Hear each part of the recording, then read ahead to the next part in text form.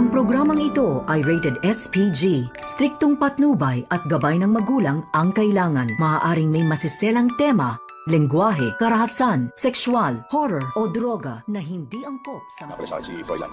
Pinapapunta tayo bukas sa office ng lawyer na lolo mo.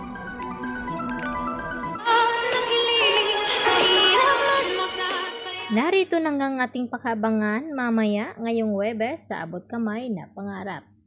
Agad nga sinabi ni Eric dito sa kanyang anak na si Justin na tumawag daw di umano itong si Froilan at pinapapunta sila dito sa office ng attorney ni Don Pepe upang malaman na nga nila kung kanino nga ba ipapamana ni Don Pepe ang kanyang mga ari-arian bago ito maaksidente at makidnap. At laking gulat naman ng mga ito nang magkaharap-harap na. Dahil dito rin nakilala ni Moira ang anak ni Giselle na nagawa niyang ipamigay. At dito naman na tila hindi rin nagpapatalo itong si Justin dito nga kay Moira. At sinubukan ulit na kausapin ni Giselle itong kanyang anak na si Justin. Subalit ay hindi siya nito nilingon at hindi siya pinansin. At hanggang sa dito na nga na nasa loob na ang mga ito, pati itong si Annalyn ay dito na nga binabasa ng attorney na ito kung kanino nga ipapamana ni Don Pepe ang kanyang mga ari-arian.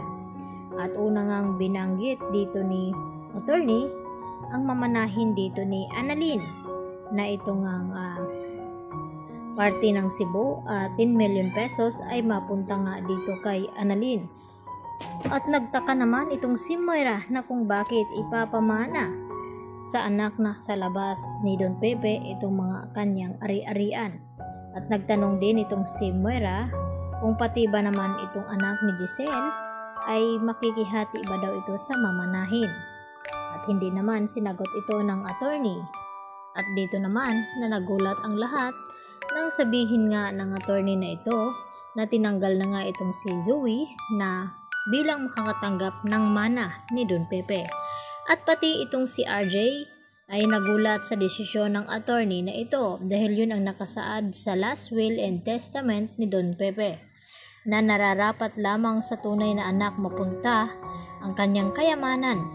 At dahil matalino nga itong si Don Pepe, bago nga siya makidnap at nalaman ang tungkol dito sa DNA test results noon ni Zoe at Annalyn na hindi niya tunay na apo itong si Zoe, agad nga na pinapagawa niya dito kay Kinito ang mga papeles kung saan mailipat na nga sa kanya-kanya mga pangalan.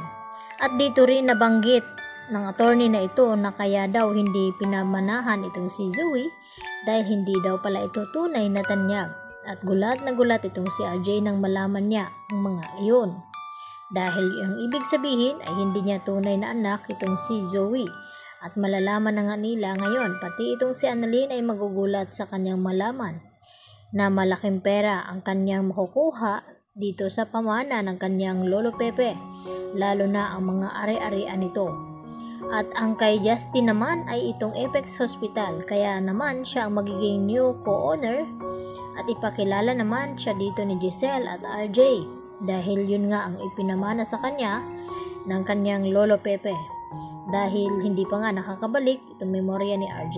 Samantala, nag-aalala naman itong si Carlos Benetes dahil sa gustong mangyari ni Lynette na papuntahin nga itong si Zoe dito sa kanyang bahay upang makausap ng personal ni Lynette at matulungan kung ano man daw ang pinagdadaanan na problema ngayon. Kaya agad na itinitext dito ni Carlos itong si Zoe upang balaan na baka tatawag si Lynette sa kanya at papuntahin siya rito. Kaya baka mabunyag ang kanilang sikreto, kaya mas mainam na wag na lamang pumunta itong si Zoe. Kaya naman ang ating pagkatutukan at abangan mga kapuso kung ano ang magiging kahinatnan dito sa hindi pinamanahan itong si Zoe dahil hindi naman daw mahalaga kay Zoe itong mga pera ni Don Pepe dahil konsensya na nga siya nito. Yan lang po at marami pong salamat. Bye-bye!